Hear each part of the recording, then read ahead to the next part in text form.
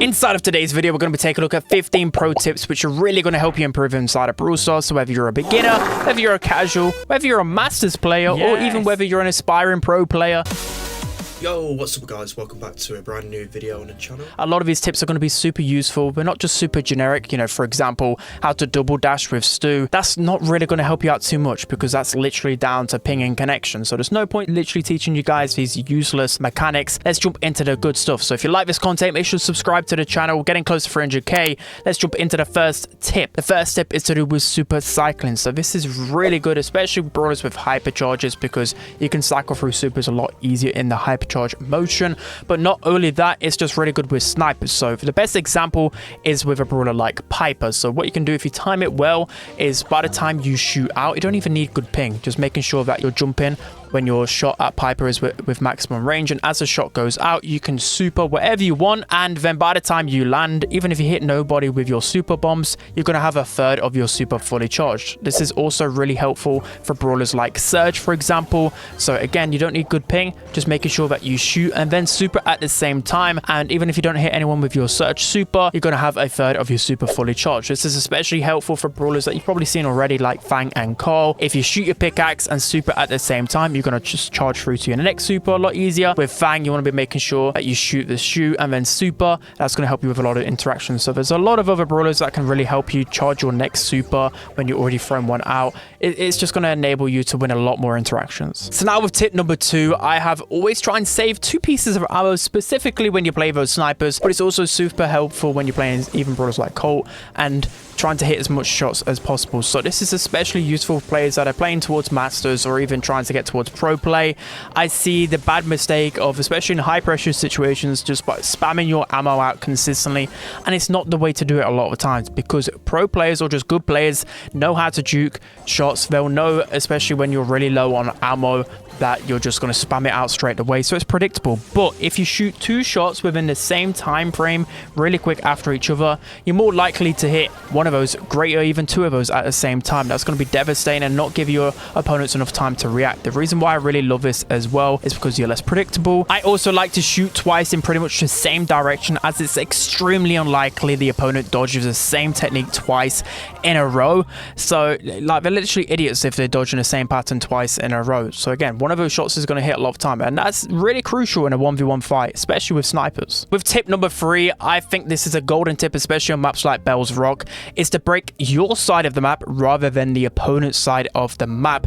This is just really crucial in game modes like Knockout. So there are some use cases where it's just good to break open the map no matter what. For example, if the enemy has a thrower and you don't, of course you want to break open the map as much as possible, but I think in most cases you just want to break open your side. So I'll explain why this is super important. So you want to break open your side because if you lose position on the map, like a map like Bell's Rock, and the opponents can use those 2 sets of wall to sit behind and just spawn trap you and wait for the gas to close in, it's going to be really hard for you to find the angle and get the kill and the pinch. But if you broke open that wall already with a brawler like Brock, they're not going to have a wall to sit behind, and it's going to be a lot easier for you to as well. There's loads of space so you can dodge. There's just loads of ways that you can work yourself up to the map when it's just wide open space. But if there's a wall there, it's going to be really easy for the opponents to hit you. It's also really beneficial not to break open the opponent's side of the map, because again, the reason why it's so good on Bell's Rock is because there's 3 choke points. So if you break open that wall, there's a lot more space for the opponents to dodge. Also, if you get good positioning on the map, then you don't have much cover to hide behind and spawn trap them further. So it's just really beneficial to break open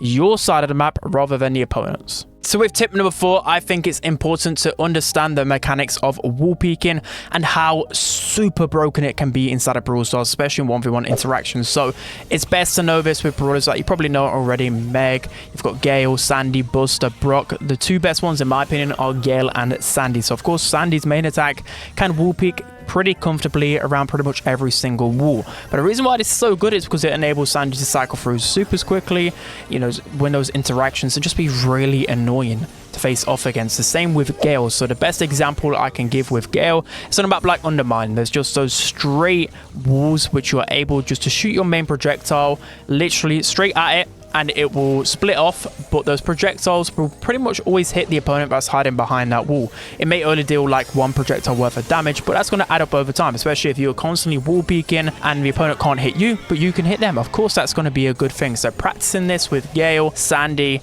I think it's a really good trait to have, especially when these brawlers are meta, which they are now.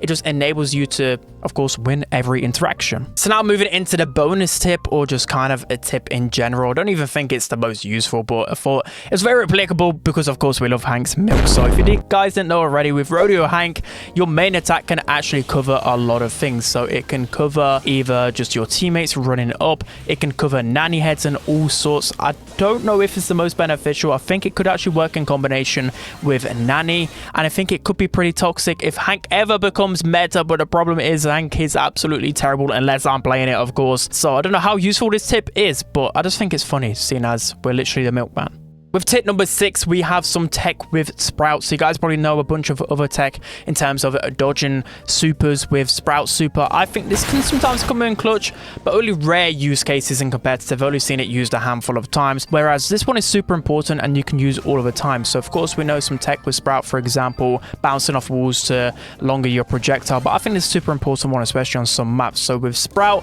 it matters what tile exactly you put your Sprout wall, and it will go off in it. Like your Sprout wall will either be really small, really big, etc. So this is really important because with your Sprout wall, most of the time you want to cover as much as the map as possible. So it's important on a good Sprout map to know which exact tile to put it in. I'll probably do this in a Sprout guide in the future, but I think it's just really crucial because, of course, it enables you to get more control of the map. You know, for example, on a map like Gem 4, you don't want to put it just to block a tiny bit of the choke point.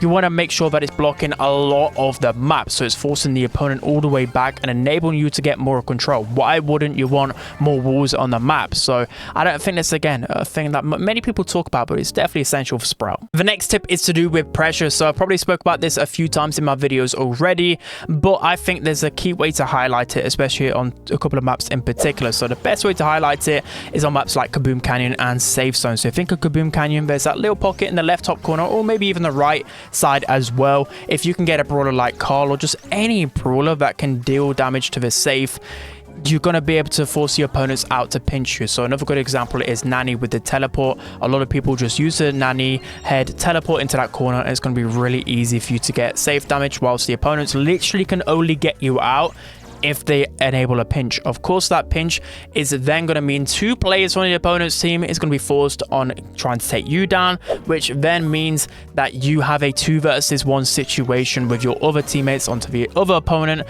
Most of the time, your teammates should be able to correlate that into heist damage, or also just enabling you to survive the pinch as well. But it's just really good for map control. This is also really useful just in a lot of different use cases. You know, for example, in gem grab, if you're a tank behind enemy lines on hard rock mine and the opponent's trying to pinch you out, that's 2 people focused on you.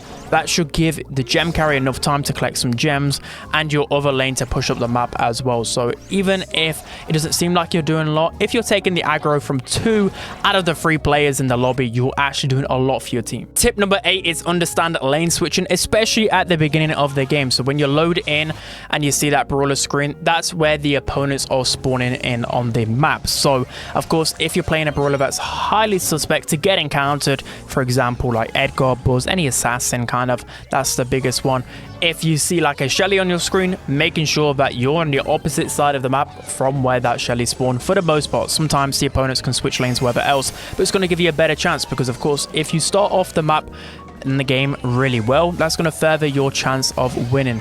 And of course, it's going to enable you to then start a spawn trap, just get in behind enemy lines and be really annoying if you can get the right matchup. But if you get the wrong one, that's going to enable, you know, for example, if you're Buzz going into a Shelly, that Shelly's going to kill you so easily and then start a spawn trap and go in on your gem carrier, or etc, etc. So making sure you get the right lanes and switch as much as possible is a great tip. So moving on to tip 9, we have to count the opponent's ammo, especially especially if you're using an assassin. But this is just good in all use cases, because if you count literally most brawlers in the game use up all 3 of their ammo, you know it's safe to go in, or you just have more of a chance to win that interaction. But as I said, it's more important for assassins, because if you see your counter like Shelly, Gale, or just any other brawler waste most of their ammo, or even a couple, you know it's safe to go in there. A lot of times it's very useful for Mortis, for example. You know, if the opponent Piper or something has wasted a couple of ammo, you know you can just go in there because their reload speed is super slow. But I think it's just important for pretty much every single interaction. I'm always seeing how many shots the opponents put out pretty quickly, because again, the more ammo that they expel, especially when they're missing, the higher the chance you're going to win that interaction. So it's very important to ammo count in pretty much every interaction. Tip number 10 is always about being unpredictable. So that is whether you're being unpredictable with your dodging patterns, whether that's being unpredictable with your shooting patterns, and also just being unpredictable inside of the game. So if the opponent has chipped you down really weak inside of a bush, most of the time they expect you to retreat and heal up. But sometimes it's actually good to be sneaky, even though you're low. As long as you've got a brawler with a really quick unload speed and you've got enough ammo, you can probably take down that person even though you're weak. They're not expecting you a lot of the time, so the good players will be able to make those decisions really fast and easily. So just be as unpredictable as possible. Don't be afraid to make risks. With tip number 11, this is for Nanny in specific, but I think this is a vital skill which I've seen nobody talk about, and it's that sometimes overshooting your shot is actually really good with Nanny. So Nanny is one of the hardest brawlers to use in terms of the main attack, and this tip is really good because most people, they go for like the 4.8k shot where they want to hit all 3 lines of the Nanny shot. Of course, that's really good, and if you're a really skilled Nanny player, you can make it work, but against pros, that's not going to work. So I think more so in the mid-range or even towards a later range, you want to make sure that you're overshooting your shot. The reason why you want to do this is because one of your 3 lines is definitely going to hit the opponent. It's pretty much impossible for them not to hit it, and of course that damage adds up over time. Rather than just missing all 3 of your shots trying to get the perfect shot, you know, sometimes the little trickle damage after the shot might hit them, but trust me, this really helps because as well, if the opponent then moves back, it means that you might even get a cheeky 4.8k shot as well. But trust me, this is really influential in winning those Nanny interactions. So now moving into tip number 12, and this is actually a way to counter Nanny heads. So there's 2 Nanny tips in one.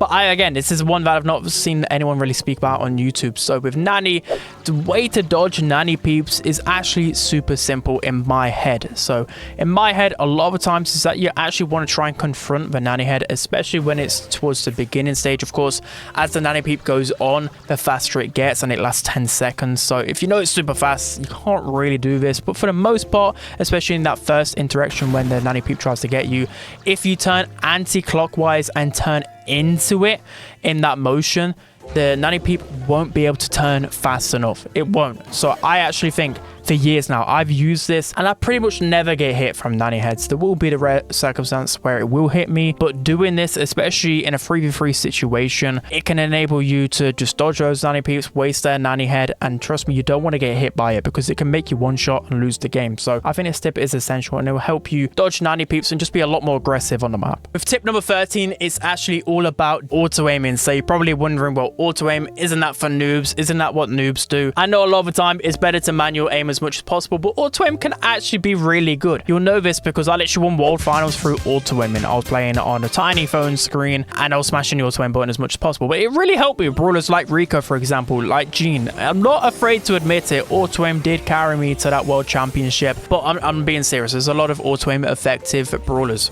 For example, Jean. Of course, you got to know when you can and can't auto aim your Jean pool, but most of the time it's all about trying to surprise the opponents. You know, if you're like one shot away from Jean pool, you can shoot and then quickly spam the auto aim button and pull the opponent without them realizing. Again, it's about surprise factor. Byron, for example, his super, it's way better to auto aim his super. You're gonna hit that pretty much 9 times out of 10, whereas if you manually aim, there's actually a lot more room for error than you realize. In terms of like Rico, for example, I auto aim my super a lot with Rico because again, it's about the surprise factor and melting down the opponents as quickly as possible. Again, it's more effective for like crow jump on safe and other things, but auto aim can be your best friend too. Stu. Tip number 14 is all about just playing the game and learning how to play Brawl Stars differently. So you can look at all the YouTube videos in the world looking at how to improve. But the best tip is to literally play the game as much as possible. There's no better way than learning different interactions, but there's actually a few brawlers that can help you learn the ways of Brawl Stars. So the first brawler is Max. Max is key to learning great positioning, how to juke, how to push yourself up on the map. Because if you learn how to be a good Max, you'll know all about presence and pushing your opponents back, trying to gain position of the map. If you have position of the map, a lot of times you can just win from that alone inside of knockout, inside of gem grab by collecting the most gems, etc. So Max is really key for this, and that's a brawler who I focused on learning inside of competitive, and my gameplay just improved on every single brawler, just learning that game sense. Also, another good brawler is Bell. It's great to learn your aim with Bell because you have pretty quick reload speed with Bell, but it's a really thin attack. So if you learn how to be a good Bell, most of the time it correlates to other snipers because Bell's just an easy brawler to learn with. And then lastly, Buster's actually a really good brawler to learn with because Buster is all about positioning. If you can position yourself in a good situation and push yourself up the map, just learning how to be a good Buster player will improve your game sense a lot, in my opinion, because whenever I have a Buster player on my team, they're always really good. They always know how to push up the map, get a well-timed gadget, win you the game, win lane, etc. There's just key fundamental things you need to learn, and I think a couple of these brawlers just really help you if you master them correctly. So that's going to be it for today's video, guys. I hope you enjoyed it. Don't forget to like, comment, and subscribe, and I'll see you guys next time.